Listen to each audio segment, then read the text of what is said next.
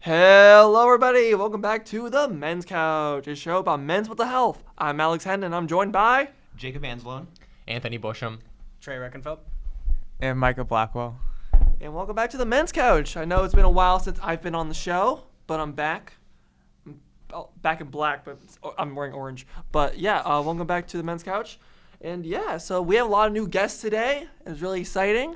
And but before we start, don't forget to follow us on Instagram at Men's Couch, and also listen to us on Spotify every Monday and Tuesday. So yeah, let's get into this. You know Micah? what they say, orange is the new black. That is true. So yeah. Is that a good show? Anyway, yeah. So we wanted to do a topic on phobias and how that relates to how men and phobias and like how we deal with fear.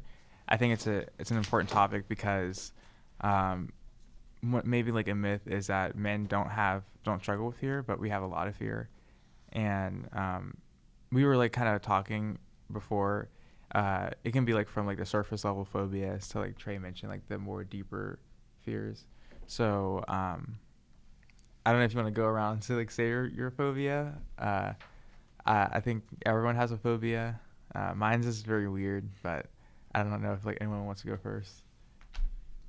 I don't mind going first. Yeah. I have a fear of heights. That's my fear. That's pretty much the only one I have, but it's affected me since high school, before that. Mm-hmm. I know with mine, I have the fear of mannequins. Oh, okay. So whenever I walk into a Kohl's and I'll see like one of the mannequins like with like clothes on, I get freaked out and I cannot look at them. Okay. So yeah, ever since the kid, Okay.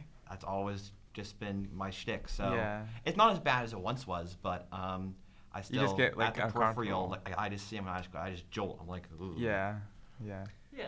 For me, it's sharks and Yeah. I guess a little more broadly like large aquatic life kind of freaks me Mhm. out. Sharks mainly just because I don't know. It feels like very vulnerable if you're in the water. Mhm. If a shark, you Mhm. can't really get away. So that's a. Have you ever watched Big like one. Jaws or anything or? I did No, watch no. Jaws, but it didn't freak me out as much as I thought it would.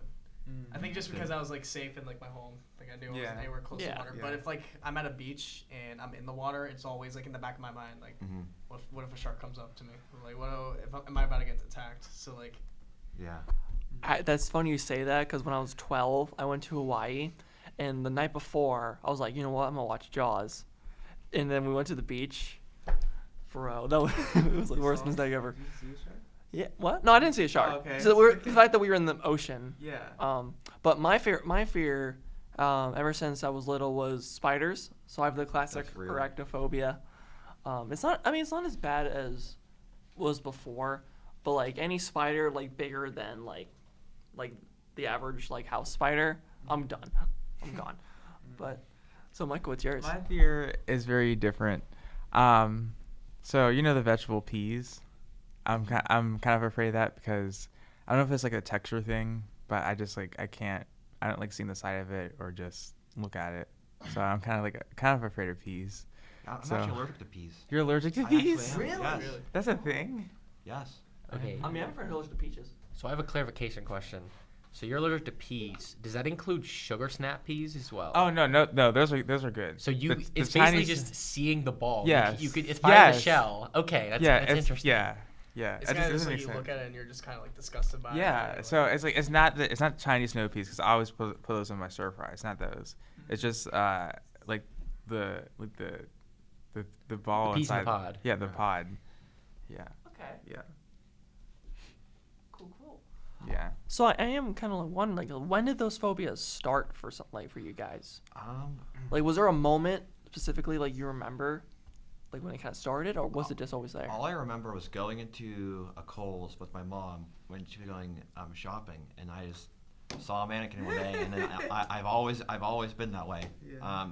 I can't really like remember vividly, but like ever since I was young. So it's not as bad as it was, but like it still creeps me out. What also creeps me out is the sound of cardboard. So whenever like I get a pizza, okay, and you know like when you try to close the pizza, it makes that cardboard, that screeching sound. Mhm. Yeah. Yeah, Yeah. I like shiver up, and I think that's personally worse than chalkboard. Personally, with nails on the chalkboard, to me. Oh yeah. Okay. For that.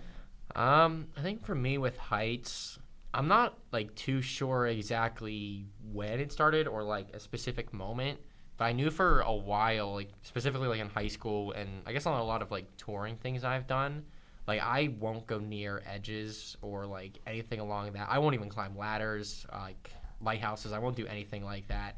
And if I do, like I hug the inner part of it, like I won't. But like I don't have like roller coasters are fine. Like I don't have any issues with like anything like that. I don't think it's like the fear of like death or falling or anything like that. I think it's more so the fear of like the unknown. Like I'm not exactly sure what's gonna happen if I fall, if I'm gonna be alive or not, if I'm gonna get hurt or not. And I think I just overthink it way too much. So I don't know if I'm more so afraid of like heights or if I'm more so afraid of the thought of what would happen if I fall off a height. But yeah. I think as long as I've known of the existence of sharks from when I was little, they've always kind of freaked me out. I think a lot of the fear stems from just like that sense of safety. So like if I'm like at a zoo, like growing up going to the zoo and seeing the shark exhibit, that never really freaked me out because like they're on that side of the tank, I'm over here. Like then as long as the glass doesn't break, I'll be okay. But like if I was in like a boat and there was like a shark in the water, like that would compromise my feeling of safety. And then I think mine just started. I feel like it just like as a kid, I just never liked how peas looked. It just feels weird that there's something like, and when people, the worst thing is when people put peas inside of like their food, like inside, like maybe like they added or they, I don't know if you had like there's like the Indian food samosa, and I didn't know there were peas in there, and that it like freaked me out. So like anything, I think the fact that I don't know, like if you have peas and like some people will have, I don't know, like I think I went like on a retreat and they served I think meatloaf with peas in it. Oh. Does that sound good to you? I mean, to me it does because I really like meatloaf. Me personally, but why do you put that in your meat? I just didn't understand that. I think like maybe also for me, I just don't like. Maybe I don't know if it's like a fear. I just don't like not knowing. Like if there's like a food I've never tried, and there's maybe like vegetables in it, I'll feel weird about it because like I don't know what I'm eating. Like I always need to know. So yeah, that's it. Yeah. I remember the moment that I got arachnophobia for the first time. So my sister and my cousins and I, we were playing this game where we would like hide like a plushie, and the rest of like one person would hide the plushie, and the rest of the people have to go find where the plushie is around the house. And in my basement, we have a door where it has the electric, what's it called? The electric box. Breaker box. Yeah, and breaker box. And we usually have like mice or rats in there, so we usually have mice traps all over the place in there. So my sister put this Finest Freddy's Foxy plushie like in the middle of the ground, and I saw that and I picked it up, and I guess it was stuck to something, to where the part of the floor like came up with the plushie, and on the two sides of it, I still don't know to this day what it was. I don't know if it was like fake spiders or not or something, because I looked up and I just see two just spiders on the edge, on the right and the left of the plushie. I don't know if my dad put them as traps or for the mice, or if they're actually real spiders. I still no idea. But as soon as I dropped it and I ran into the gym room, and I just I felt, and I was so freaking out in my mind, so I just felt like the spiders were all over me. So I kept like doing like this. Oh God. Because they felt like they were all over me. Oh. I think that's a valid reaction. If I saw like two big spiders on a plushie, I'd drop and run just saying. Yeah. Are you like, so now are you afraid of like spiders crawling on you like when you're sleeping? Yes, that was a same here. Like like when your mouth's open, like I'm kind of like a spider will like crawl in there. Oh, while you're sleeping. Or something like that. Okay, I'll have to remember. Yeah, that. I was gonna say that there was that thing going around where it was like when you're sleeping, like between 5 to 8 bugs will crawl in your mouth a year. Yeah. That's a myth. That's a myth. myth. Yeah, it's a lie. Oh, So, okay. I but hope it's a myth, but yeah, it's a myth. it's a myth. Yeah. How do you even calculate that? What sick jerk came up with that myth? Yeah. Well, I mean, if you do a study where you watch people sleep for a year, you could. Kind of crazy. Yeah, but that's a weird study. Like you're trying down notes. Yeah, take them out in the woods and So just that let 'em sleep. okay, so that because I remember that one day I picked up the spider and like Yeah, Micah picked up a spider during band practice one time. He's like, "Hey, Alex, look at this thing." I don't know. I think spiders are cool. I don't know. I made it because I like Halloween, but I think they're cool. Did you know he had arachnophobia when you did it? Yeah. Oh, Yeah. That's so Oh. mean. He's so mean. That's Oh not my very. goodness. That's not very mental health worthy. But yeah, I think I don't know. I think it's cool to like to be honest about like even just like weird phobias because it gives people a chance to understand that we all have fears, and I think that's important to do that. So yeah. I think as well, like understanding another person's fears is a great way to bond as well, because I think a lot Some of crazy ways. issues that people may have in relationships comes from the fact that they can't be vulnerable with each other or that they have fears that they can't get over. So I feel like if you learn the fears of the other person and you can help the other person work through it, because there's a small chance you're going to have the same fear as them, so you're not going to be afraid of what they are. And so it's like you can take that and kind of build the bond from there. So I think it's a good thing, I guess, mental-wise and relationship-wise, to learn other people's fears because they are real and, you know, they do affect us in ways that we might not even be able to show on a daily basis. So Is that how it is with your like friendship with him? with him, Yeah. I didn't know he had the fear of mannequins until now. Okay. I'm not going to lie to you. Oh really? But yeah, I mean, like, I guess a lot of my relationships, I guess even with ours, is like, I'm a person who likes to think a lot. So I'm not saying that I like actively search out for people's weaknesses and or their like fears or anything like that, but it's easier for me to notice them and like things that people will shy away from. So I tend to gravitate towards those more to try and help that person to get less fear of that. But at the end of the day, it's not my decision whether or not they can, but I'll still do what I can to help. So being honest about fear helps build relationships instead of I feel like most people think that that as men we shouldn't be open and honest about like our fears in relationships. So Yeah, but I think it's like I agree, and I believe it's a give and take kind of thing. Yeah. Because entering a relationship, no matter what the relationship may be, friendship, whatever. If you're going to keep it going for a very long time, you have to have that sense of being vulnerable with each other. But also, like I said, it's a give and take. So if they're gonna give a lot about what they're afraid of, you have to be also willing to give as well, because that way it's not just one-sided, and you both can kind of coexist in the same space. I can kind of see why like a lot of men are less open to wanting to talk about their fears, even like with friends or in like relationships, just because like you're kind of really opening up to your vulnerability when you talk about your phobias. Like if it's like, oh, what if they learn what I'm afraid of, they're gonna try to use it against me, or like, even if it's just like I think it's a judgment issue also that men, at least what I know with myself, don't like to get judged by people. Yeah. So whenever like you open yourself up, you're also opening yourself up to being judged by others. So I think that's sometimes we live in a society where like men have to be strong. Kind of like the quote unquote workhorse. Yeah. But whenever we show our vulnerabilities, I think it kind of breaks the status quo. Yeah. So I think that's why many people don't talk about their fears. I think the only way that you can build a good relationship is by talking about what your fears, what you like, dislike.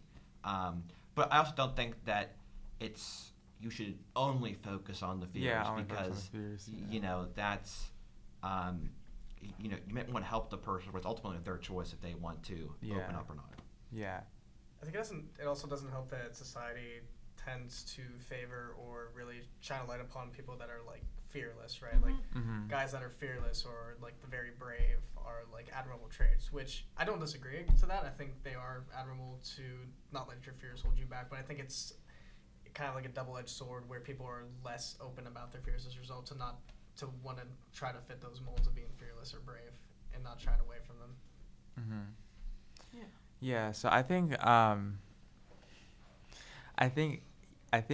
being honest about fear, I think like I like what you said about judgment, because I feel like with maybe like men, maybe like we're kind of raised to judge in a way, because we judge anything that's maybe that we perceive as weak. So maybe that's why that people aren't honest about their fears.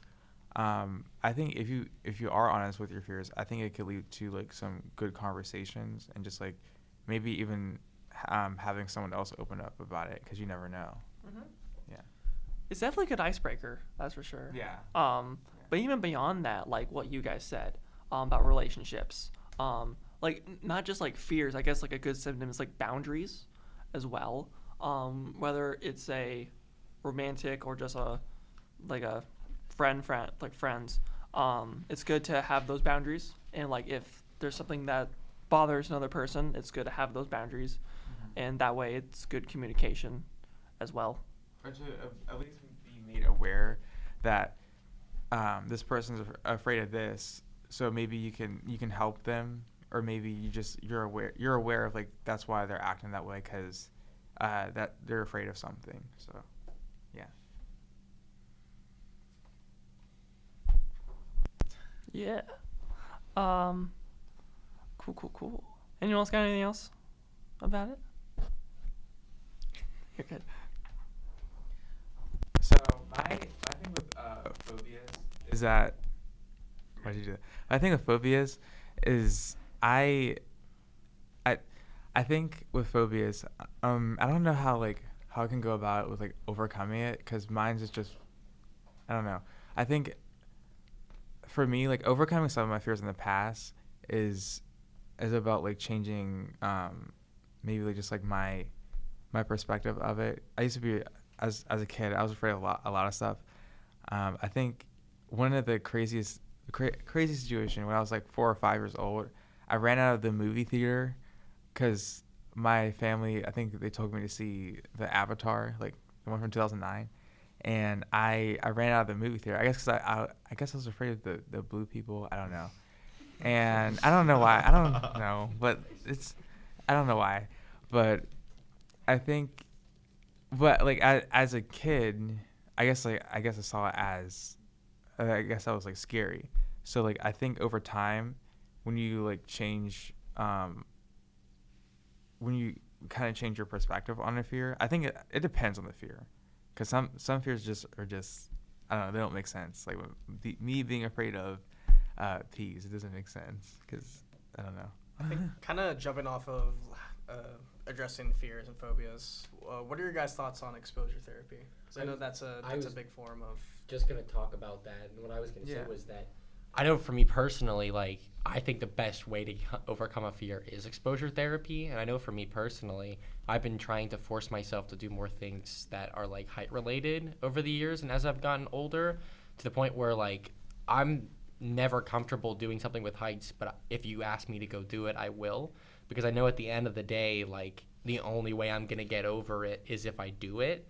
And that's just the best way through it. But I have friends too who I also try to like push into exposure therapy in a sense, with fears and stuff. And you know, I'm not saying that like, oh, this is the only way you're getting over it, and you know, you have to do this in order to get over your fear. But I keep telling them like, if you want to take steps in order to get over your fear, this is a great way to start, because it gives you a foothold to lead off into something that might be better and might be more helpful for you in the future. I think with that too, if you do try to use exposure therapy, you don't have to start big. Yeah. Start small. I know that the problem is, that we would, want to help each other with certain phobias, but then I know sometimes, I've seen people, try to help others, but then they kind of push them along too fast, Yeah, and then it's they kind it of, backfires. yeah, it backfires. But, I do think exposure therapy is good. I just think that you just have to go about it in a way that best fits you. Because I know that, we all want to get our fear and just, throw it right out the door. Yeah. But, it's That's all, not not how it works. You have to take it one step at a time. Yeah. So I think that also applies to judgment as well, as we were talking about. That, I feel like society will tend to judge somebody based off of how fast you get over a fear. Yeah. If it takes you longer, you're weaker, but if you do it, much shorter, then, you're strong. But, I think the issue is that once you complete your quote-unquote exposure therapy, you need to take personal reflective time to see, okay, do I actually feel better, or am I just going based off of what society wants me to be? Yeah, like That's a good am point. I actually working towards like overcoming the fear, or am I able to be in situations with the fear instead of just maybe doing, like you said, like checking off that thing and just and then maybe you're in a situation and the fear is there and you haven't really like worked through the fear. So I kind of see it as a roller coaster, because you know how like, oh, you're so nervous before you go on the roller coaster, but then once you do it, you're like, oh, I feel kind of better now. Or but if you don't feel better, then maybe these roller coasters are just not for you. It's kind of like that in a way. Yeah. Because like that. Also, I guess fear of the unknown too. Yeah. Comes with that sort of stuff. So we also want to talk about like other fears, like the more like I guess I would say, I don't know if I would say like adult fears or just fears that I guess we can. What you want to start with fear of the unknown? Of like other fears. Yeah, like fear of the unknown. Yeah. Because like there have been like a few occasions where I was like a test. Yeah. Yeah, like a college math test. Like, oh shoot, what's this test gonna look like? Mm-hmm. This could be like, is there? Because I feel like when you don't know, what of something you're gonna go into, you kind of think it like overthink it sometimes. Yeah. So it's like an Until you see uncertainty. So one of my fears. It's not like a phobia. It's like a fear of the. I guess I'll say like fear of the unknown or just like uncertainty. Is, I think it's more of like the fact that I can't like control the future, or you can't control like certain things. So maybe in your brain, you think that ruminating or thinking on it is gonna like help the fear, but it actually doesn't. It's just, you're just gonna like find yourself in like a spiral. So I think that's I guess like how I'll explain like one of my fears is like fear of the unknown. So Yeah, I think too with the fear of the unknown, I think a lot of people share that.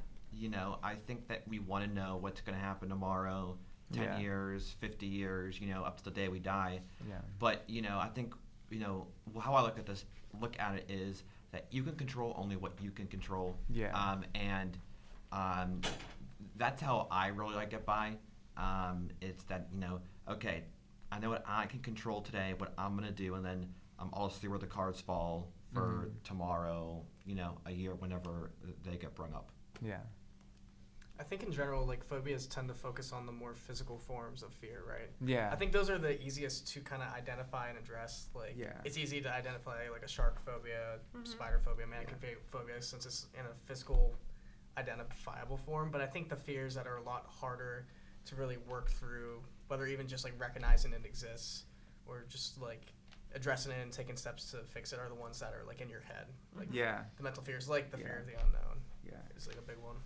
Yeah, I was gonna say too, with kind of with what Alex and Jacob said, was the uncertainty and all that. But what I've kind of always looked at it is that like you see it all the times, the movies and everything like that. But no matter what I do and no matter how hard I try, the future's already been predetermined, and there's nothing I can do to change that. So why should I spend my time today trying to figure out tomorrow if everything for tomorrow has already been predetermined? That's a good perspective to have. That's deep. That's good. That's awesome. That's good. Like, I'm not going to spend an hour of my day planning out my entire schedule for the following day if when I wake up it's already been determined whether I like it or not. And I always find that, like, a week from today, I'll have nothing, but then I'll have two people text me and like, oh, did you forget about this meeting or this thing? And I'm just like, well, I guess I did, but I was like, I wasn't planning for it because it didn't matter. It was going to happen if it was going to happen. It wasn't if it wasn't. So. Wow. That's interesting. I don't know, maybe I think all of us, we mentioned the fear of being judged and the fear of being vulnerable. I'll let you discuss that. Ooh.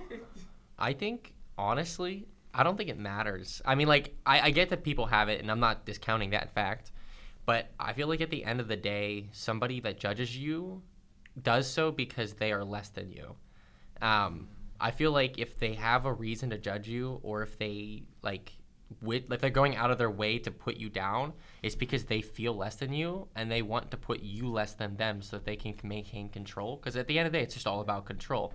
And I feel like if you are, I guess, being picked on or like something along those lines, take it as a win because they see something in you that they don't have. Yeah. I think the two things is, but you never want to be complacent.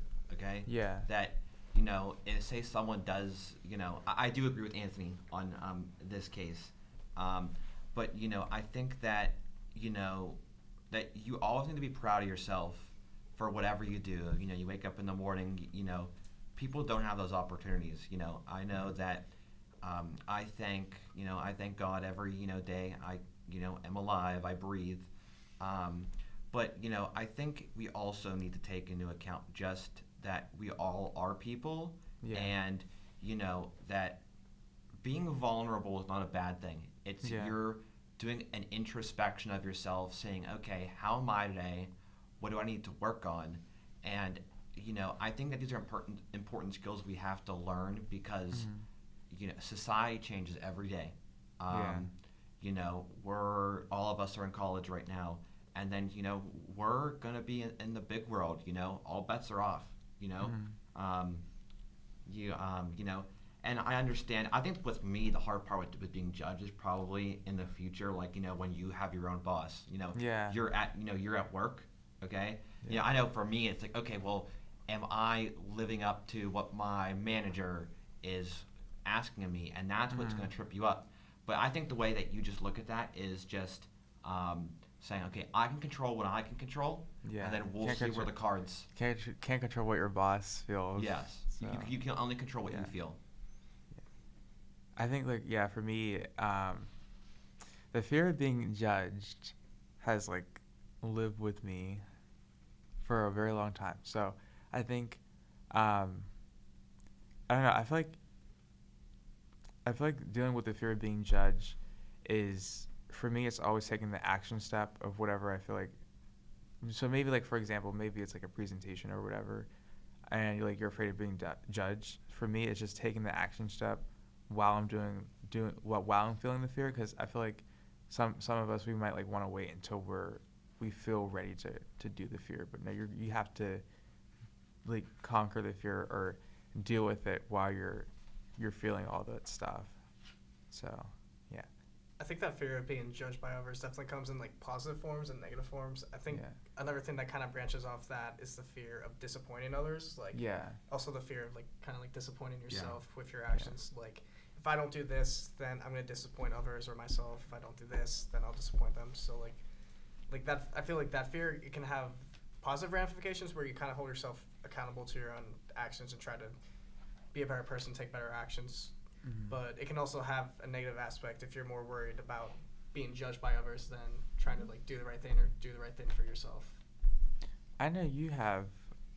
Okay, I don't know if you want. So I know. So when we first, when we first became roommates, I know it's funny because we had the opposite fear. You have a fear of being too loud or too much, and mine's just a fear of being too quiet. Mm-hmm. So I think it's interesting that maybe you're afraid of how people view your personality, and I think because we both said, oh no, you're not this, because I kept saying oh no, it's fine, but maybe I don't know, is it afraid of expressing your personality, or is it afraid of just being being judged for your personality? Oh, that's a loaded question. I guess, I mean, it's definitely gotten better over the years. Yeah. Because I'm definitely a loud, expressive person. Yeah. And I know that sometimes can be a bit much for people sometimes. Yeah. And that's okay. I mean, some people can't handle certain things about. No, that's too much. But it's sometimes I do self-awareness. Yeah. Also as well. Sometimes maybe I'm maybe I'm too loud, and sometimes I'm not. But it's fun how you mentioned that we both have different fears. Yeah. And I think it's different personalities. We're afraid to be ourselves. It's more of I feel like it's you're afraid to be yourself. Mm-hmm. I think that's what it is, because you're a loud person, and I'm like more of like a quiet person. So I feel like, or you're afraid of me not accepting the fact that you're loud, and I was afraid of you like accepting the fact that I'm quiet, and it was weird because I was surprised by the fact that you chose me as a roommate, because I was like, oh, I'm quiet, so you wouldn't. But it was, it's like, and that's, I guess, it's like also proof that our fears aren't like in reality. Is, the fact was there. It's like you didn't care like that I was quiet, and I don't care that you're loud. So it's like I think that's like evidence that our fears aren't based in reality at all. Yeah. Another thing I was going to go into is fears. Like, Trey, you kind of alluded to this a little bit. Fears aren't all bad. It's actually okay to be scared of things. Yeah. Yeah, definitely. I think, like, going back to when, like, humans were cavemen, right? Like, fear is what kept humanity alive initially. Like, Exactly. Being afraid of, like, the unknown, being afraid of, like, the large beasts that roamed the wilderness along with humans is kind of what helped humans arrive to make the right choices to avoid what could, like, kill them, right? Mm-hmm. So, like, fears can, like, I'm guessing, like, that primal sense keep us alive, but then fears can also keep us accountable to ourselves, accountable to our actions. Like a fear of heights, like, that's going to keep you from, like, jumping off a building, right? Because, like, Exactly. There you go. you can, like, 50-50. We'll see about that. oh, no. That's a whole other topic right there. Yeah. Don't take the colonial plunge, Anthony. Different episode. Different episode there, but yeah, like, fears can be a positive action. It's like trying to find that line where fears can be positive reinforced into your life versus when they, like, hold you back. Like there's times, like, with sharks where, like, I'm so afraid of sharks that I won't even go into the ocean, or I'll, like, stay out of the water out of fear that I'll run into a shark or I'll be attacked by a shark. And while, like, and that might not be life or death, it's like it's withholding me from doing something that I would like to do. So, like, sometimes fears, like, it's important to try to address the negative aspects so that it can't, like, have those kind of impacts. Yeah, and I was gonna say, branching off of that, I genuinely think that fears are our greatest strengths, because you typically see, I don't know, I'm a stats major, so I'm gonna go off the statistical round here, but statistically speaking, the more often time is that those with no fears end up losing compared to those with fears, because the ones who have fears are thinking about what they're doing. They're mapping out what they have to do, what they have to go through, what they have to work around. Like, they're thinking about those things. But the people with no fears, they just go into it with head first. They have no concerns at all, and it ends up biting them in the butt. And I think that's also a realism with, I guess, just fears in general, where it's like, if we ignore our fears and we just are like, it exists, I don't need to care about it, I'm just I'm a human, whatever, and then they bite us in the butt continuously, is because we don't stop to think about them, and say we just charge into it. Yeah. I actually have a perfect example for that, because that literally happened to me today. I had a speech to do for a class, and I was like, no sweat. I did have some note cards, but I didn't really practice because, like, I got this. Yeah. I had no fear. But when I actually did it, I was stumbling over words because I wasn't very prepared. So I feel like people who have fears of, like, public speaking, they go over it multiple times. That way they're ready. Yeah. So I feel like. Yeah.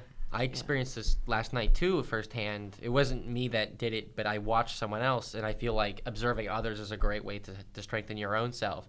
And we were doing elections last night for my fraternity, and I watched someone go up there and run for 3 positions and lose every single time. And it's tough, and it hurts. And I mean, like, I've lost positions all the time, but you start to see the humility in the person. And, before every single speech, they were like, oh, I'm winning this. There's no way I'm not. And then they lost. And then they kept saying it, and they kept losing. And, it hurts, and we console them and everything. But it's okay to lose and then jump back from it instead of keeping it and harboring it.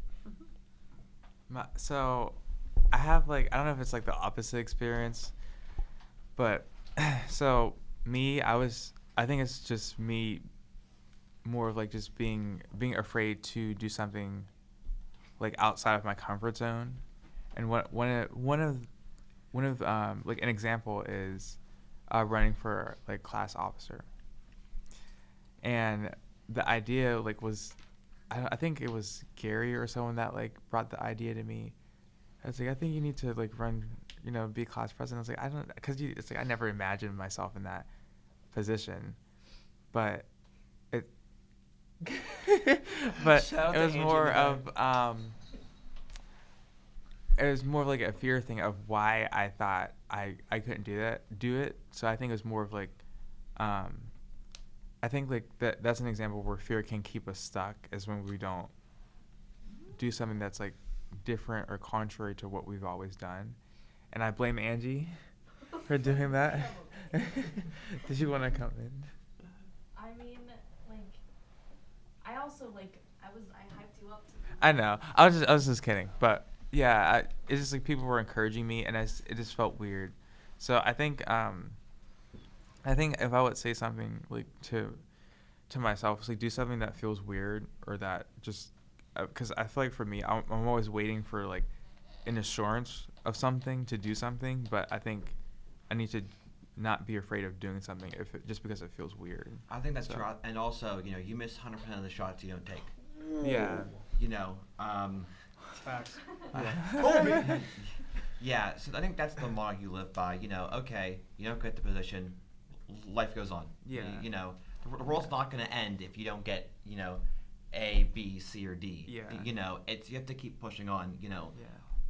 I don't know, your life stories, but we all have bumps in the roads. Yeah. Every human does. It's how you get back up that defines you. Mm-hmm. We all go through our own issues. Yeah.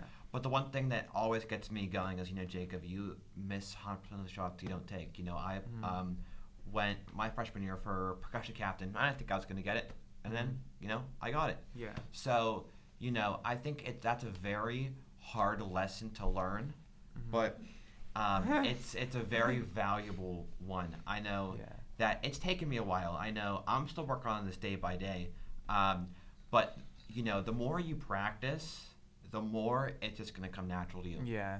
And you're not going to get everything. You're not going to want to get, or let me rephrase this. You're not going to get to your perfect form immediately. It's going to take work and preparation. Mm-hmm. So go at your own pace. Set what your values are, and then the world is yours for the taking. I think even starting the podcast too, like even starting this, is I was kind of like afraid of like maybe the feedback or whatever, but I think I was more like afraid of it because like I can like imagine talking about men's mental health and like and now it's just like having like an impact on people, and it doesn't like for a while for me it didn't make sense because I was afraid of people like, or I guess I was like afraid of like being judged for talking about like mental health because maybe like I didn't feel like it was talked enough, but I guess like the fear was never validated because apparently a lot of people do want to talk about it. So yeah. Unfortunately, I do have to run. Oh yeah, Off track. Yeah. Trey, thanks for going on, buddy. Absolutely. Thanks for having me on, and I look forward to coming on again. Yes, please do. All right.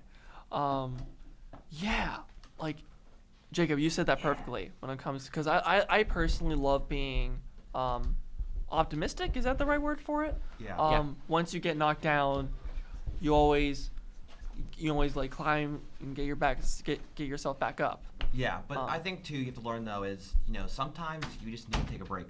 True. That you have to be very strategic on the battles you fight because we all have our limits, and it's wise to know what your limits are. Yeah.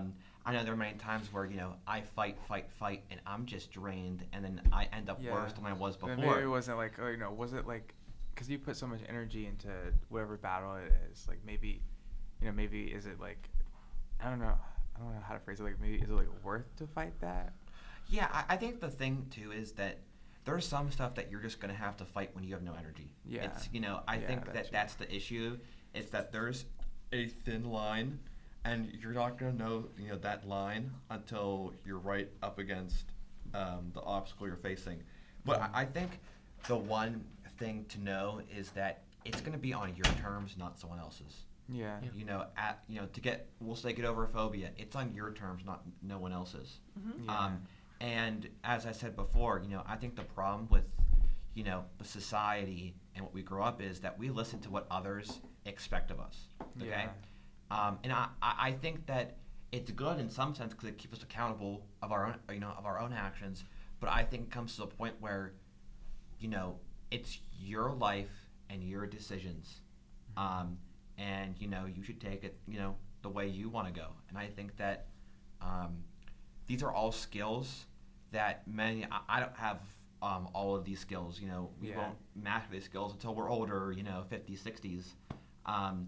But so I think that go about it at your own pace and do it for yourself and don't just do it for someone else. And I think a good example, I guess, for all of us right now, being college students, is classes and everything else that we have going on in our lives outside of classes. But when we get to Friday, we're just like, man, can this weekend come any quicker? Because we just want to get done with everything. And especially when we got exams on Friday and things like that, we get there and we're like, I have nothing else to give, but I know I have to go and give 100% so I can get a good grade on this exam. And then I'll just relax on the weekend.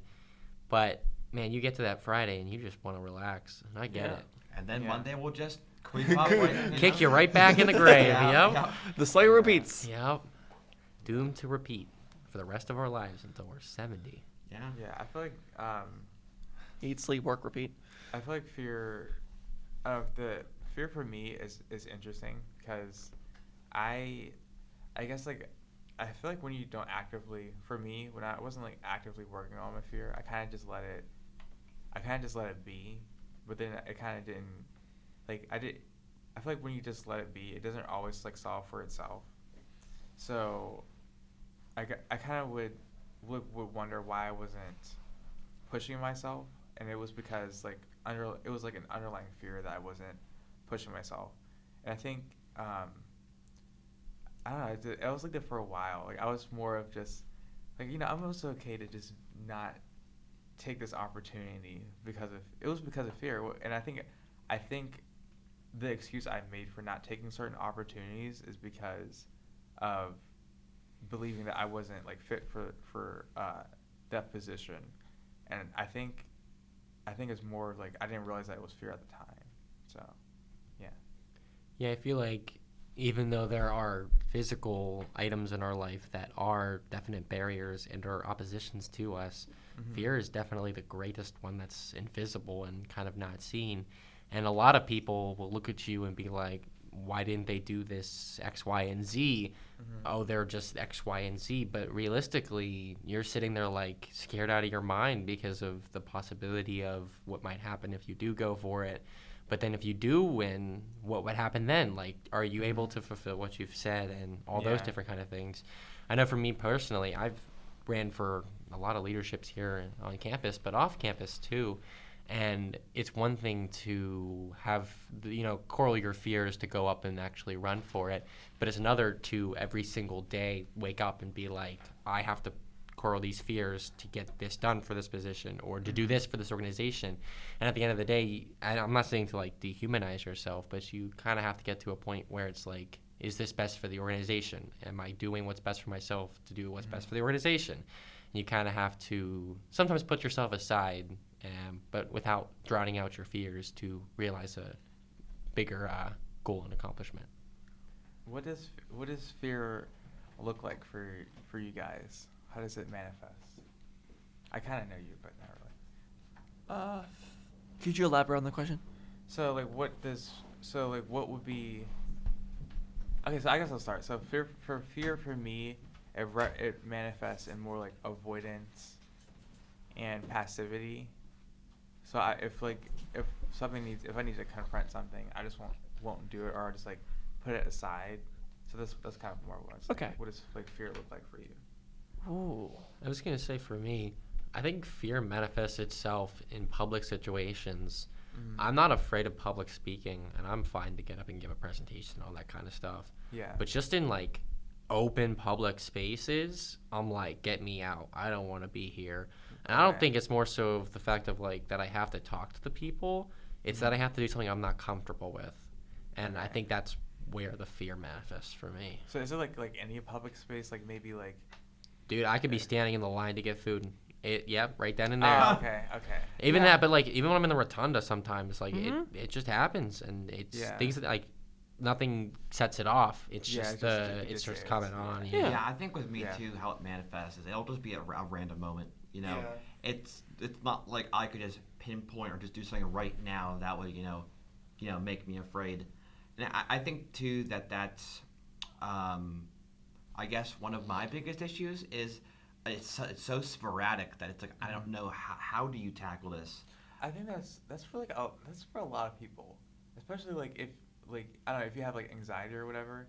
It's like sometimes like if you have like the type of anxiety that like comes out of nowhere, and I feel like it's like hard to figure it out because you can't pinpoint the actual fear. It's just like maybe like a general feeling that comes like out of nowhere. So Yeah, I think that when you do have that fear, if you could just like pause and just think of like what caused this or what was then, happening. Yeah, what's happening now? Then like it's possible to help and try to fix it. But I know like some days are easier than others. Like I can go and talk to like 50 people, Yeah. outside, and sometimes I can't even talk to like one person. Yeah. It just Yeah. I think as that we live in a ever expanding world.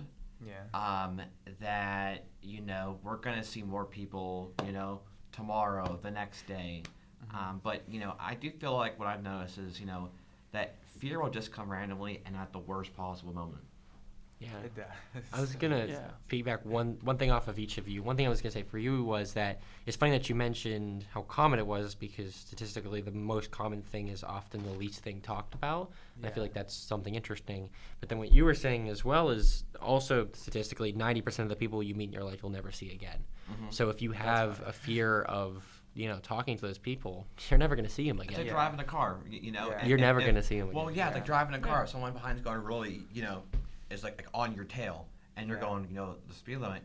Heck with them, Yeah. Yeah. they're never going You to don't see them have to again. do Or it. if you do, they're sure as heck not going to recognize you. Yeah. Yeah.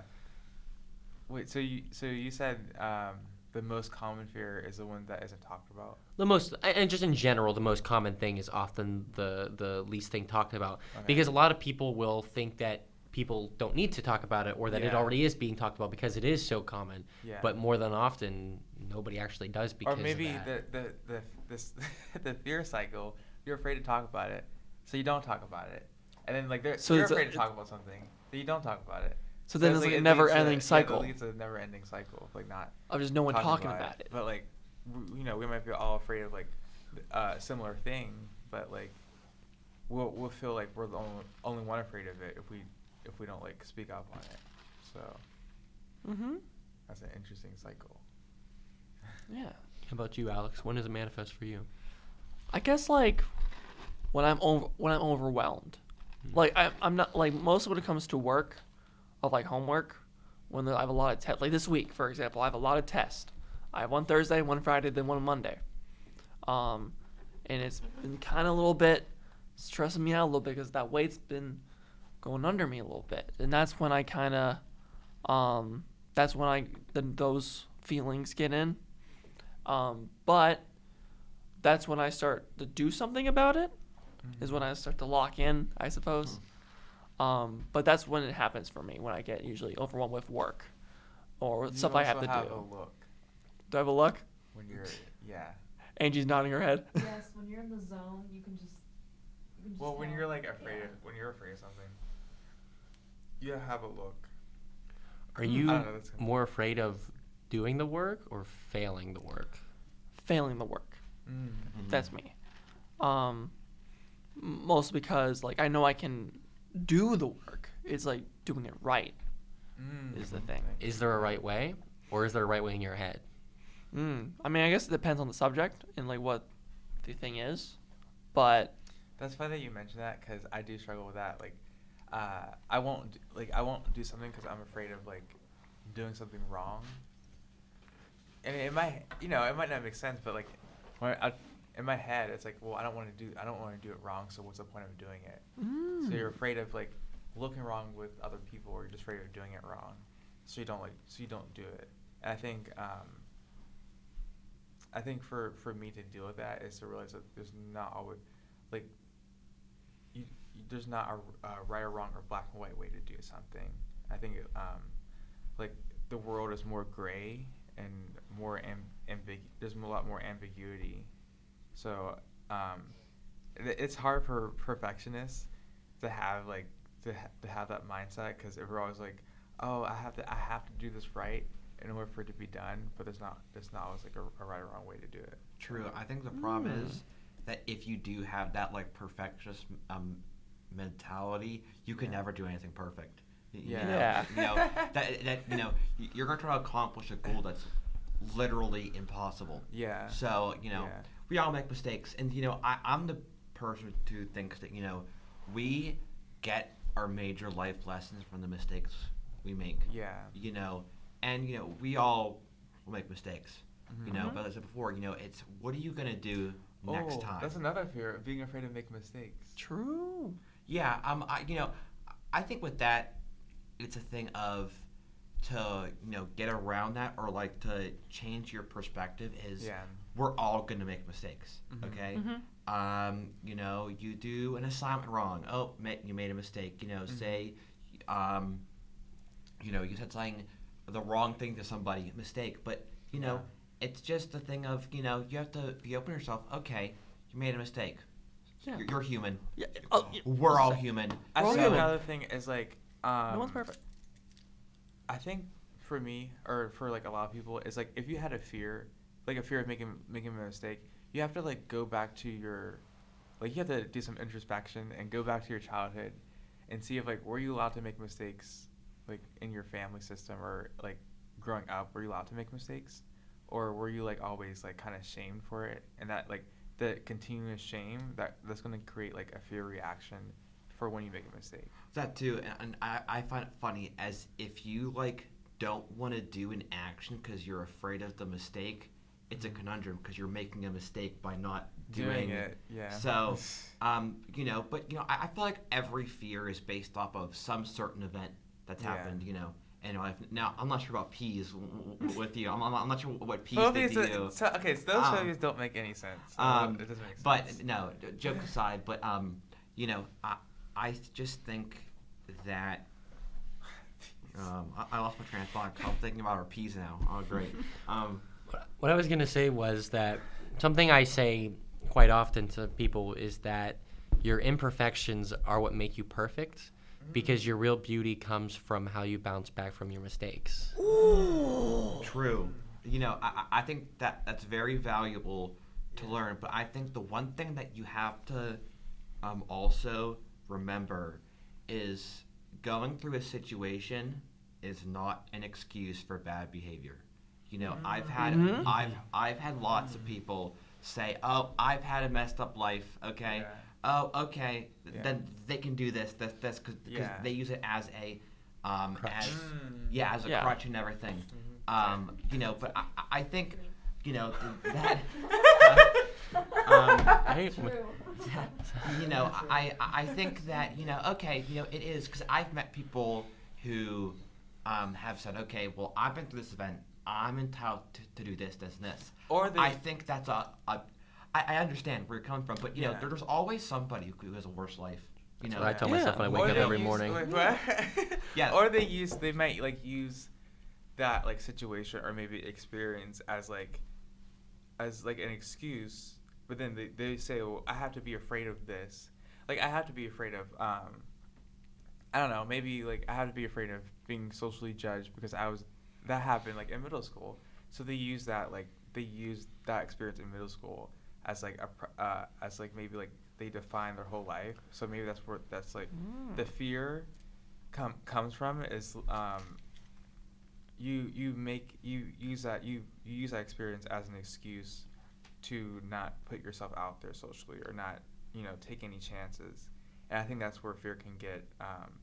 That's where we need to work on our fears and those experiences. Yeah, I was gonna say that like the other thing too is like the people that define themselves by the fears or what you guys are talking about, and it's like it's not a bad thing, but at the end of the day, you're kind of putting yourself on blast, and one way to work through it is to make yourself not have your life surrounded by it. Yeah. Or you can use a fear or whatever like situation as a way to, as an opportunity to grow and to develop new skills. I think that's also important when we're dealing with fear. Is the opposite side of fear can be like, I can learn this, or whatever fear it is, like fear of, I don't know, fear of criticism. Like maybe it's like you can learn how to, when you're in certain situations where criticism comes up, you can learn how to like listen like humbly, instead of like reacting or being afraid of criticism. And I think fear of criticism also deals with being afraid of making a mistake. So it's like all these fears are like connected. I feel like. Yeah, and I think the So- one takeaway, that the one like important aspect of your life that you should live by is humility. Yeah. You know, be a humble person. You Mhm. know, that there's always somebody who's going through, you know, most of a rougher time than Yeah. you are. You know, and you know Mhm. where we are, you know, in college, we have lots of opportunities that others don't. So Yeah. you know, how I live it by is, you know, you have to live it like it's your last day. Okay, Mhm. because you know we don't know what tomorrow brings. You know, Anthony Yeah, says that true. you know that the cards lie where they, you know, where they do. Yeah. You know, I just think that, you know, to live a good quality life is, you're gonna make mistakes. Congratulations, okay? Congratulations. You're gonna have fear. Congratulations. You know, Yeah. you're just like everyone else, okay? But you know that there are still a code of ethics you should Yeah. follow. You know, that I think just the one thing it ties back to is humble. Be Mhm. humble in your mistakes, okay? Mhm. Be humble in your actions. Be humble in your fears, because 9 times out of 10, someone has the same fear as me. Well, I've asked people. Maybe that's. I've asked people, do you fear cardboard screeching? And they're like, no, I don't know what that is. So that might be the one case where no one has that fear Or except for me. peas. But Or scars, definitely. yeah, but you know that there's 7 billion people in the world, or is it 8? I think it's Eight. 8 billion. It's At around this eight. point. Yeah, 8 billion. So, At this point. so Or growing. there's someone you know, somewhere across, you know, the world who probably has the same fear Yeah. as you. So you're not alone in anything. I think too, especially dealing with like more common fears, like fear of making a mistake. I think it's important to have that mindset, to have that like humility mindset of everyone is trying to figure it out. I had like a conversation with Angie like in the summer, and she was like she kind of like she was saying, well, everyone is also figuring out like being an adult. So there's just like no right or wrong way to do it. I mean, a wrong way to do it is if like you're just completely evil, but generally speaking, it's like there's no right or wrong way to go about things, and everyone is also trying to figure it out. So people, if you're afraid of asking questions, or if you're afraid of looking stupid, no one has it figured out. And I think that's a way to deal with the fear, especially like the fear of vulnerability. It's like no one has it figured out. Yeah. So You make progress by making mistakes. Exactly. Yeah, and you know, I look at this as antibiotics were created by a mistake. He left a dish with I think it was bacteria, and then there was fungi in it. And look, made a mistake. Oh, now we have antibiotics. You know, some of like the biggest Yeah. There you go. and you know the best Yeah. things around us are been made by mistakes. yeah. Mhm. So Yeah. you know, just think that, okay, one mistake led to antibiotics. Okay, your Mhm. mistakes, you know, unless it's like, you know, you left an office open and burglars came in, and you know, okay, that's a pretty big mistake. Mhm. But you know, we're all gonna do something. Yeah. You know, Maybe you know, the- running a stop sign. Oh, okay, made a mistake. Congratulations. I do that I a know lot. one time I was coming home from work, and I accidentally went through like a complete stale turn red light. Mhm. Okay, made a mistake. You know. It happens. Mhm. Yeah. That's Well, I think humans that's are there. important to do with like a lot of fears and a lot of stuff.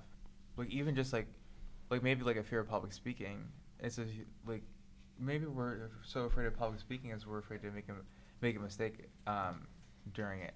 And I think like a deeper fear than fear of mistake is like, are we afraid of like our own humanity? Or, like, are we afraid we're afraid of we're afraid of fear itself. Yeah. That like maybe it's like we're afraid of like our humanity and being okay with that, being okay with our own humanity. That's probably like ties to a lot of fears, like fear of mistake, or fear of public speaking. So, yeah, or like fear of judgment. You're afraid of people judging you because of your humanity, but like, are you afraid of your humanity? There's a lot of layers and just a lot of fears. There's a in lot of general. layers. But we learn from those fears. Yeah. And that's how not only like individuals get better, but like our entire human species gets better too. Yeah. From learning from those mistakes. Yeah. I was gonna say exposure therapy comes in Yeah. a great deal with public speaking, because the one way that you're going to get rid of your fear, if not completely, but mostly to the point of, is by doing speeches and putting yourself out there to do those kind of things. Because at the end of the day, if you just sit in your room all day, then it's gonna get worse, not better. Yep. Yeah. Yeah.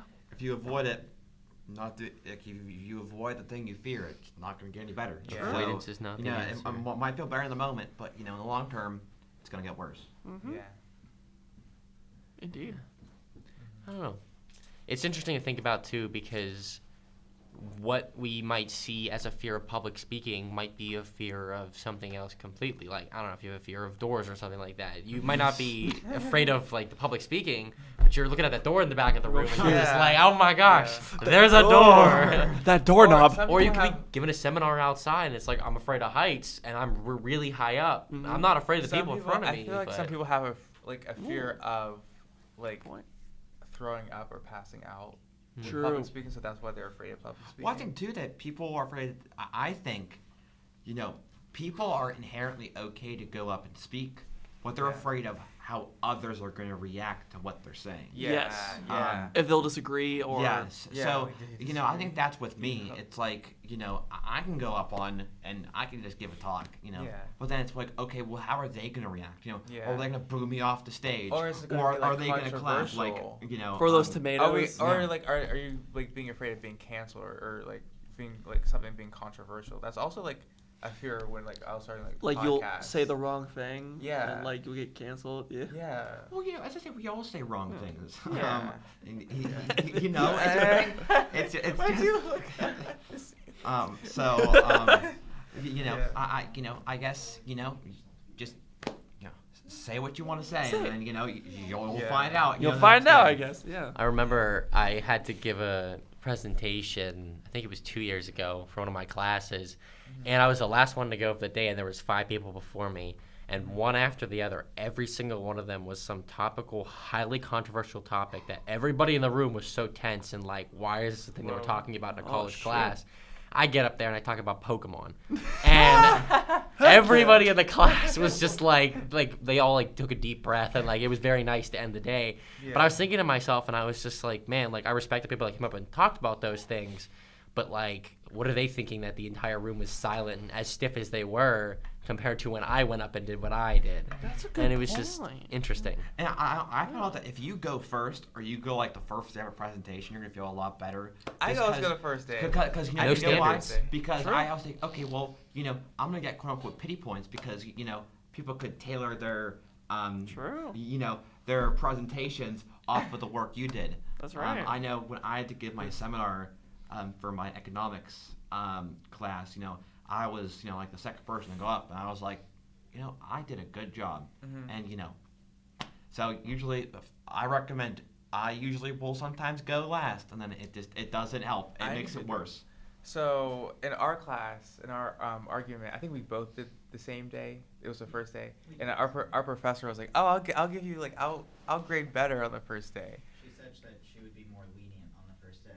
Yeah. Oh. So that I don't know. I think it also gave me like a reason to overcome. I don't know if it's like a fear of like public speaking, but it's more of like the fear of.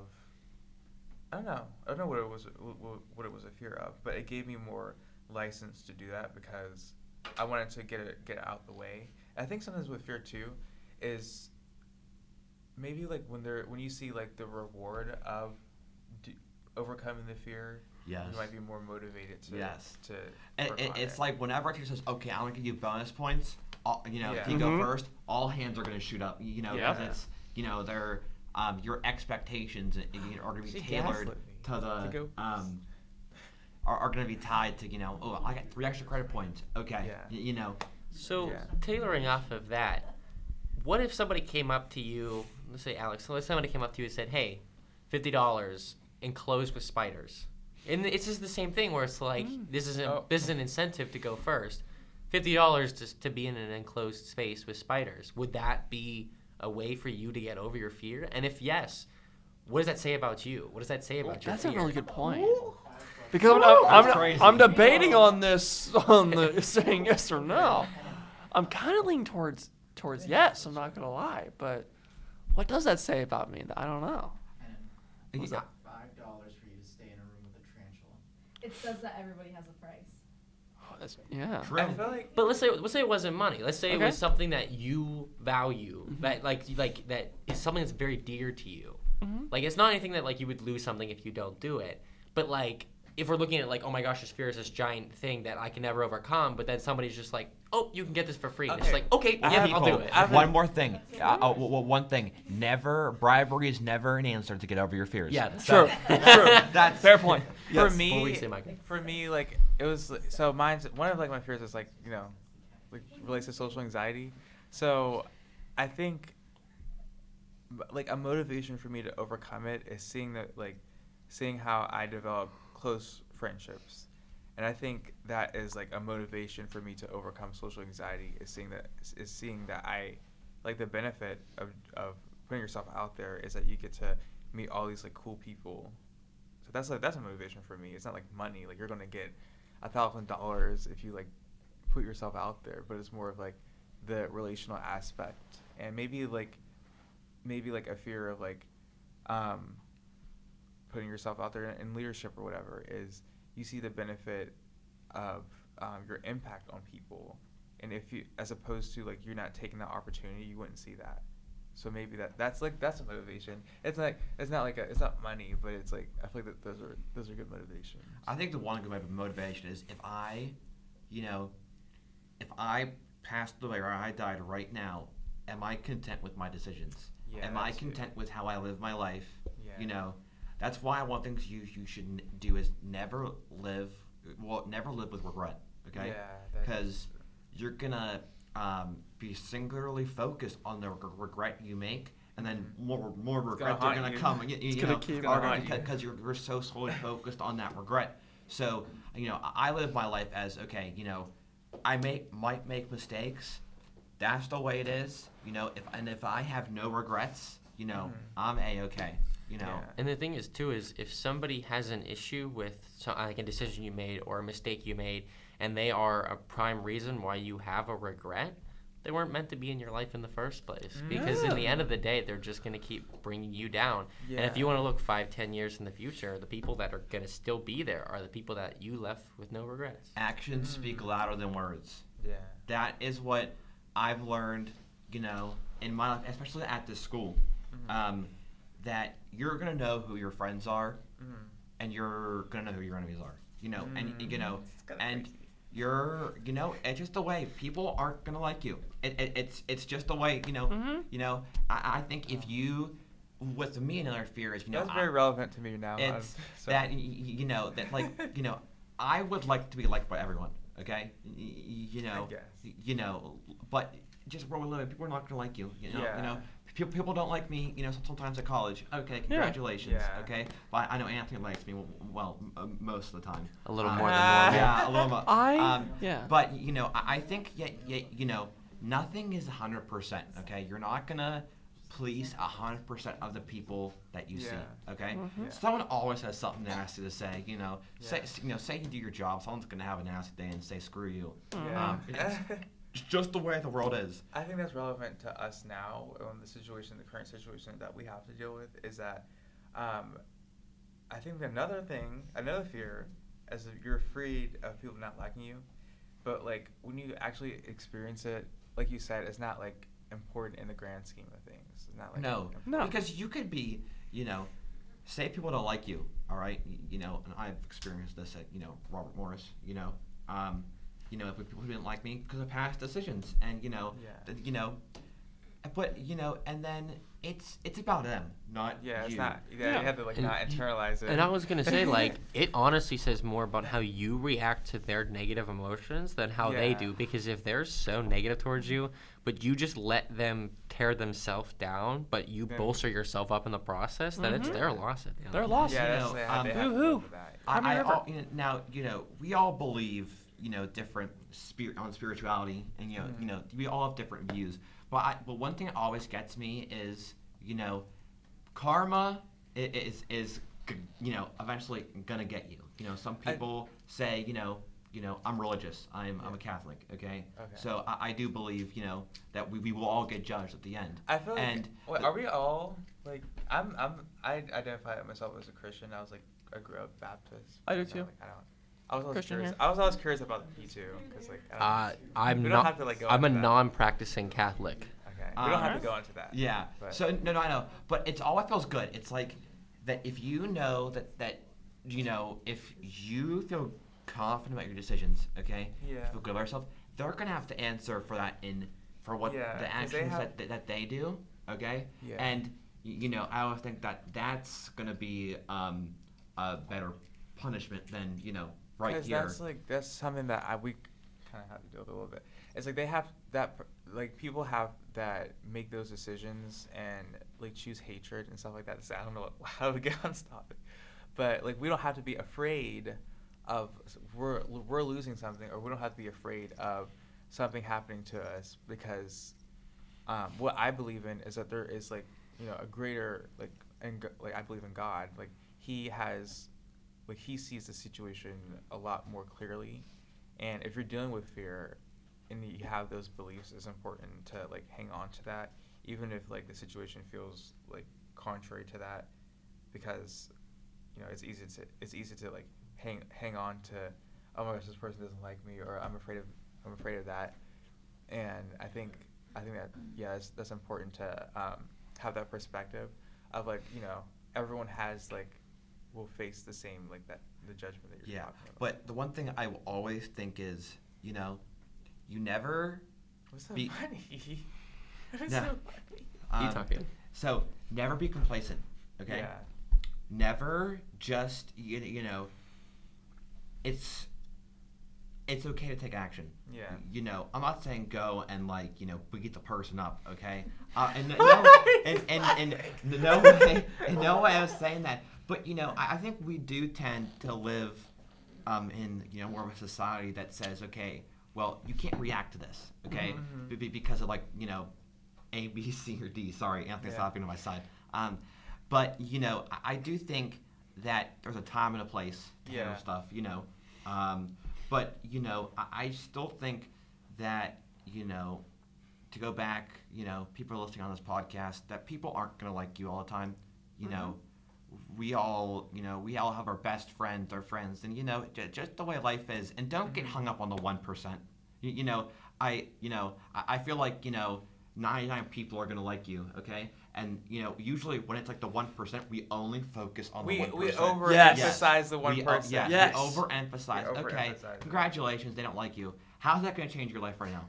Yeah. Really, it's not going to change It's your not life gonna. at all. It's No. not really. In the grand and- scheme. Yeah, in the Grand grand scheme scheme, of things, you're it's not never, Yeah. you're never going to see the people, you know, Mhm. who you've seen in college. Most Yeah. like 9 times. Or out of high 10. school. Like, I if need high someone school. doesn't I need to like say that you- in Yeah. high school, because I But was so he- hung up on that. Yeah, but look, it's like, you know, people change. You know, all the popular kids in high school are not popular in college. Mhm. You know, it's, you know, just the way it is. You know, you think Yeah. this person's, oh my gosh, they're like so popular. You know, they know everybody. And you know, they start back at square one in college. So And that's where we get into like those Idolization. idolization thing, Yeah. where like something becomes bigger than it needs to be. And I think that's important to take that into consideration when we're dealing with fear of people not liking us. Is Social maybe, structure. Yeah. maybe like the fear is so big because we've like made it bigger than it needs to be. So yeah.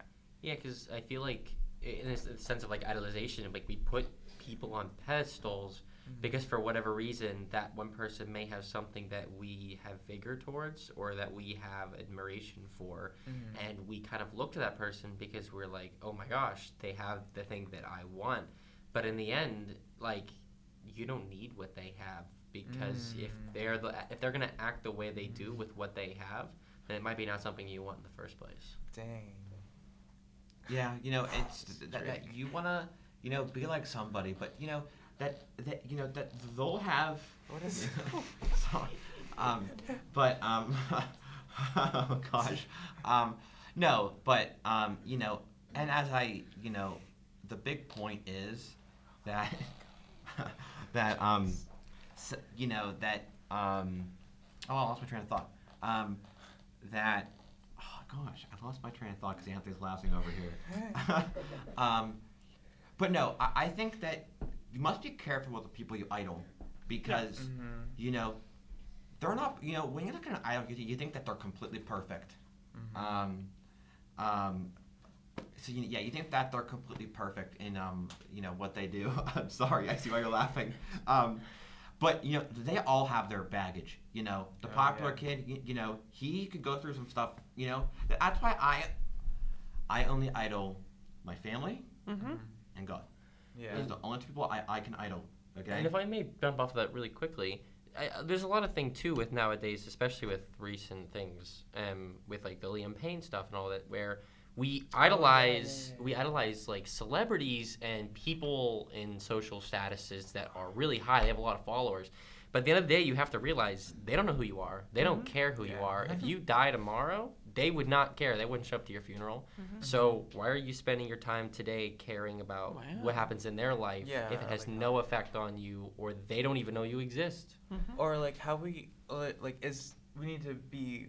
I think like when we're afraid of afraid of people, or like the influence of people, it's like are those people the most important people in your life, or is it just like for instance, like someone from high school, is that the most important person in your life, or how is the fear making it seem like what they're doing is like the biggest thing?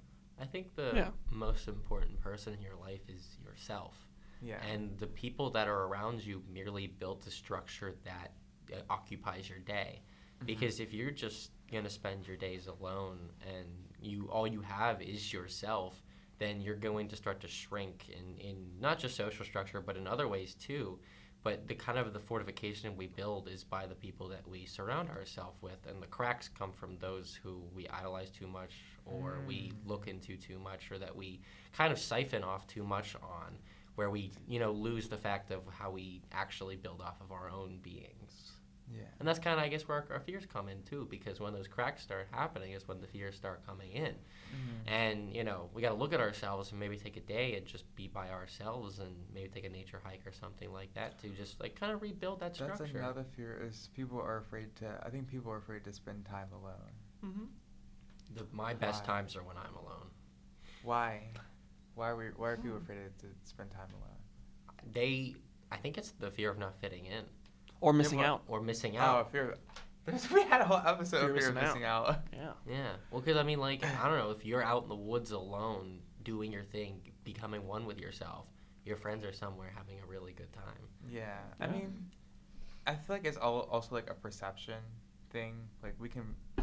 Like fear can be like a perception thing. We're afraid of missing out or whatever is because we perceive what our friends or whoever is doing is like the most important thing. And if we perceive it that way, then we're going to be afraid of that. And I think like when I told people I told people, well, instead of going to homecoming, I went home to go hiking, and just to be by myself. Home hiking. I went home hiking, and I feel like some people might be like afraid to do that because we can also be afraid of doing something that's like outside of the norm or outside of like what everyone else is doing. So we're afraid of doing something like taking a risk and doing something outside of the norm. For me, that's like I guess like that was like when I went home, because like everyone went, I guess a lot of people went to homecoming, and I went I went like on a fall hike, but if I let fear stop me from doing what I want to do, then I would go to homecoming, and I would do something that I wouldn't be happy with. So fear can be tied to like sometimes unhappiness. Is like we're afraid to step outside to do something like for us, and we're like being complacent, and we're doing something and we're not doing anything, and we're just like not happy because we're not doing something that aligns with who we are. You know, it's funny. Those are my friends out there. Drake and them. And funny enough, Drake actually wants to come on the show. Really? Next time, yeah. He does. Heck yeah. So he wanted me to tell you that. I do think with fears and stuff, I think the one thing that we need to realize is fear's okay. Emotions are okay. Try to say it to men. What? Try to say it to men. Okay. Men. Okay. Fear is okay. It's nothing that you have to beat yourself up on Or be ashamed of. because we all have different fears. Yeah. I'm afraid of mannequins. Okay.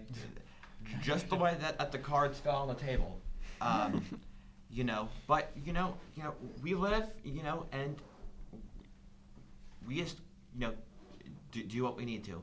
So it's not bad, to have these fears, It's just part of life, You wake up, you have a good day, go to sleep, it's pretty much every day.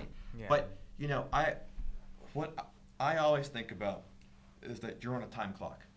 Okay. Sorry, you just like what? Sorry. This is funny. That you're on a time clock, okay? Yeah. And you have to be content with every decision you make, okay? Yeah. You may make a mistake, okay? But you have to own that mistake, okay?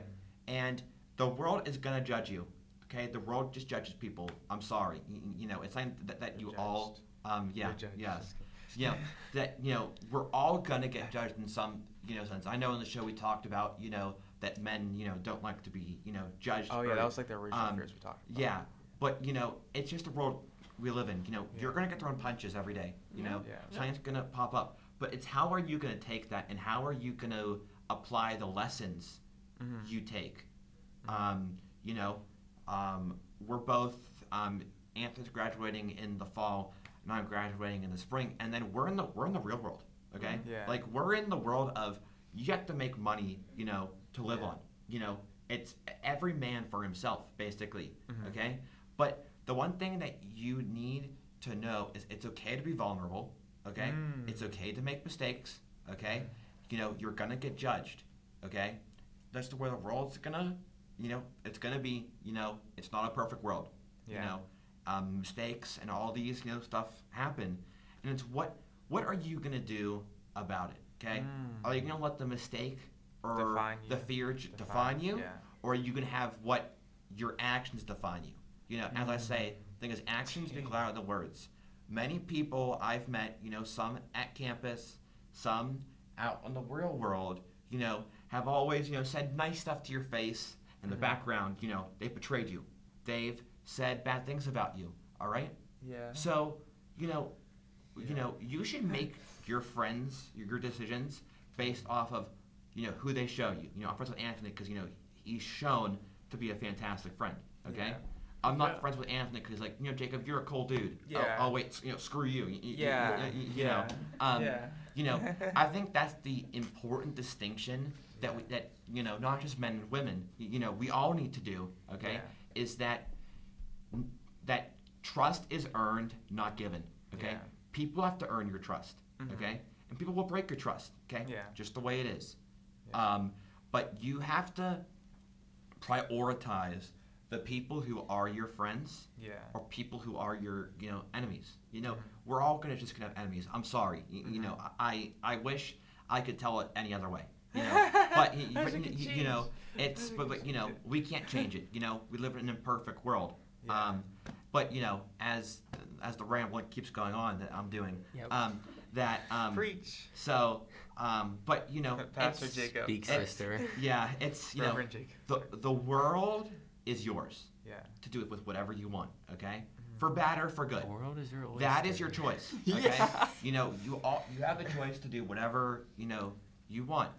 But remember, on this podcast, listening to this, is that you dictate what you get.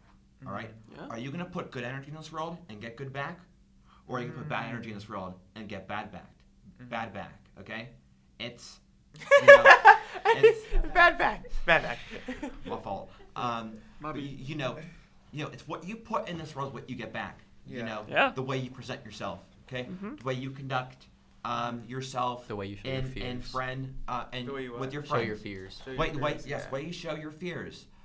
The way you handle this situation. Okay. You get. So whatever you do, is what you're gonna get back. Yeah. So you have to live by that decision, for better or for worse. Yeah. I know that I've done some wrong things, and I've gotten wrong things back. It's a give or take. Yeah. Okay. It's like kind of it's not like I don't see it as karma necessarily. I see it as when people choose like the lifestyle that they live. It's like, what are you putting into like a situation, or what are you putting into your life? Well, I feel like people might blame something not on their actions or not on the choices, but like kind of like the victim mentality. But you're like putting energy into like things that aren't good for you, then you have to like expect to like not feel so good, if that makes sense. Yeah, and like one thing I was gonna say, piggyback off of him, and I encourage anybody who's listening to do this, is ask questions. Yeah. Like if somebody judges you for something, ask them why. I Yeah. always love doing that because it's so fun, because you'll ask them and they do They're not have a flustered, right? response. Yeah. Yeah. And they have to backpedal because they don't have a response. And when they do, it's seated in deceit than it is in truth. And they will never be honest with you. True. Yeah. We've been going for a while. Yeah. That's I understand. Yeah. But no, that's a solid point. yeah. Yeah. Ask questions. Never be afraid to ask. Because they're either questions. flustered or just like Plus, you both can learn something. yeah. Communication is key as well. My presentation for my therapy class, I did like the fact that I'm afraid of communication and like conflict and stuff like that. So for me, that had to confront the root problem of why I'm afraid of like communicating and expressing myself, is because it's more of like a fear of like all of those fears that we mentioned today on the podcast, is like fear of like people not liking me, or like embarrassment or judgment. But like now that I have like a broader perspective, now I can see that okay, the fear is actually smaller, because in the grand scheme of things, it's all about making choices out that align with like who you are and what you value. It doesn't matter like, okay, if people judge you for not going to a homecoming or a party because that's not like because you want to do something else, and you have to not be afraid of living like in alignment with who you are. I think that's important, especially like maybe as like for us. I wish I said that to myself in high school, but more so like now it's like you have to, because maybe like the majority of people will do this certain activity, but like you don't want to do it just because like everyone wants to do it. You shouldn't be afraid of. I think another thing that deals with that is like in my social psych class we go over like the fear of not belonging. I think that's a huge thing. Is first you need to like belong to yourself and live in alignment with who you are. I think that's why we're like we might make choices that don't make sense to us. And therapy is okay. Therapy's okay. Yeah. Therapy's good. I'm one of those guys like who says therapy is good, but I've never been to a therapy session. But I would love to go. You do one. with love? I would love to. Yeah, You but find no, I out- mean I would like to go to one at some You point. find out interesting stuff that you can't pull out right now. Yeah. Okay. I don't know if like I don't know if you do, but I go to therapy. I don't know if you've been to therapy. Yeah. Yeah. I would love to do it. Yeah. It's you find out stuff about yourself that you don't know. Yeah. You know. Are men afraid of therapy? Yes. Yeah. Yeah. Okay. I was back when I was younger. I've When you were heard younger. I've heard someone tell me that they were just like therapies for women. I was like, that's insane. That's an insane I know. statement. I know. Because we're afraid, because, not me, but typically men are afraid to open up. Yeah. As we said in the previous, Mhm. That's however one of the long fears. that, we've been going on this podcast right now. But, men are afraid to be, open with their feelings, and that's why, That's why you know, we're afraid of we don't therapy. see that. Now, I could be wrong. I'm not a psych major Yeah. or do it, but like, Well, are there many men therapists? No. Manly men No, therapists? Many men. There's not a lot Oh. of There's not a I'm lot not of sure. I don't know what the therapists. ratio It's kind is. of like it's more. It's pretty dominated. I mean, if you look at Yeah. RMU, I don't think there's a single man therapist. No, Really? I don't think so. No. No. Interesting. Yeah. And it's My therapist is a female, but it's okay. it's okay to be vulnerable. It's okay to open up. Yeah. Okay. Yeah. Okay. It's Yeah. society will judge you. All right. But honor it. Wear a badge that you're being judged by somebody. Be who you are. That's different. That's like Be who you that's are. a different perspective. I've never heard that Congratulations, you're getting perspective. judged. All right. Congratulations. I've never heard that. You're perspective. you're different. Yeah. Congratulations. You're You're different. the sheriff in That's your it. own town. Wear the Yeah. badge. That's right. Yeah. You're We're different. judged. You know. It's That's a not different gonna. perspective.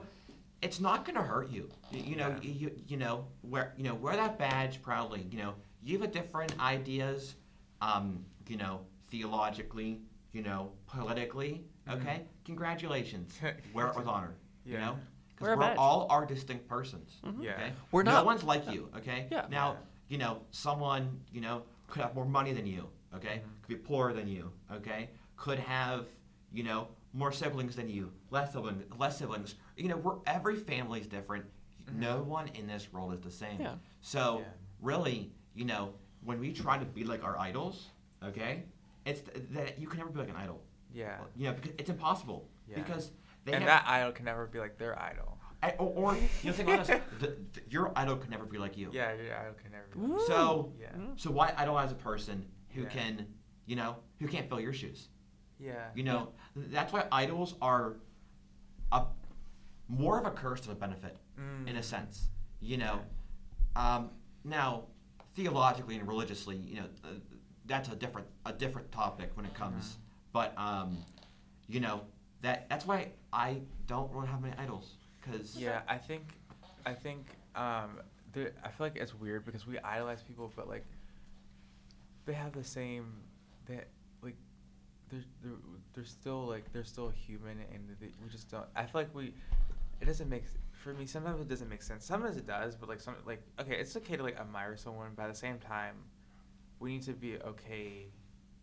And then I think idolization also comes with the fantasy we have with someone, Yeah. but it's not actually We they're- forget. we forget that they're human. They're like us. Yeah. We forget that sometimes. But maybe because of the social status, we see them as Mm. more Higher class. beings in a way. Yeah. Yeah. It I doesn't think- always make sense. I think the fine line starts whenever you do it from afar or whenever you do it from a near. So if you admire somebody, that's okay. The second that you cause that interaction with them, that's when you start to idol them and put them on a higher pedestal because you've actually had interactions with them. And I feel like unless it's somebody who you could possibly see a future with or have as a friend or in some kind of capacity, I feel like it's okay to just admire because if it's somebody that's not going to be around a week from now, there's no point to start in the first place. too, my late grandmother who passed in August, she was she was like my encompassing idol in a sense. She lived, a religious, I can a relate to that a lot. moral life. Yeah. And, I know it's hard when, you lose someone like that, like your Yeah. rock, Yeah. Most of us have had that, situation, occur. I was blessed to have her for 93 years. But life is going to change, all right? And no matter what happens, people, unfortunately, that they're going to pass, Yeah. but learn from them, okay? Yeah. Remember them, Or keep their journals. yeah. I have my great grandmother's journal. Because they you respected them so much, and that respect doesn't go away when they pass away. Okay? Yeah. You know, Yeah. like one of my goals after is to honor her, you know, by the way I conduct myself, you know, the way I go by my life. The way you live out like, Yes. your life. Mm-hmm. Yeah. Yeah.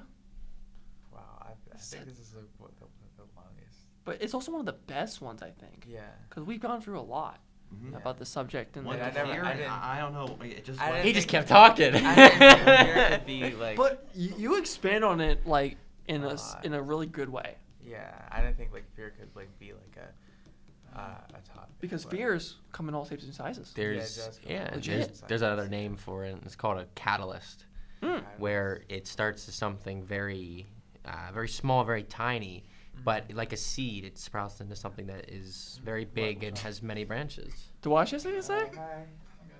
There's something to say, Dawash? I'm very comfortable right He's now. been like Oh. gradually slouching. Yeah, Almost said it pouch. but it's important to. Make sure to send me this photo. It's where to plant the seeds. Thumbs up. Yeah, I think for me, Plant the diffuser. I don't know if we're like. Send me the photo. I don't know if we're closing this down. I feel like we need like a part 2 of this episode, or it's gonna like keep going. Yeah, so But yeah. so like for me, like my wrapping up my closing statement is, it's okay. It is okay to have that fear, and to also express that fear with like people that you're safe with men that you're safe with, because it's important to, as men, that we accept that we have fear. And I think we put so much energy into making it look like we have like kind of like this like facade of I'm not like I'm impenetrable, and I feel like when we accept our fear and we like allow other people to see that, then they see our humanity, and we tell fear that you don't belong here when we show people our humanity, because we show people that there's no reason to be afraid of this. Yeah. If I'm making sense. I think my overall takeaway from this is we're all human, right? And like just be yourself, man. You know? Like Don't be afraid of being too much to your roommate. that's also true. Yeah. Your honest first mistake is when you start to lose yourself. Yes. Mm. Ooh. We You better, two have been like- dropping We bars. better hurry up. We better hurry What up can we and say? we better hurry up and end the podcast before we Yeah. go into Any like final another thoughts hour-long from you thing. guys? Any final thoughts? You know, I think the one thing to take away, you know, fear is okay. You know, therapy is okay. Yes, therapy You is know, Mhm. it's okay to be vulnerable. You know, live your life to the fullest. You know, just, you know, the world's gonna judge you. Okay, move on. Yeah. Yeah. Accept, ask questions. Yes. Because, you know? Also, my other thing is, you only live once, True. you know? Mm-hmm. You never know when your time's up. Yep. So live it. Like you said it's before, last. there's a clock, Yep. right? And So- you It's like do the not snail. know- you don't know. Dang, when now that people are gonna have to clock deal snail. with being zero. afraid to die. What if?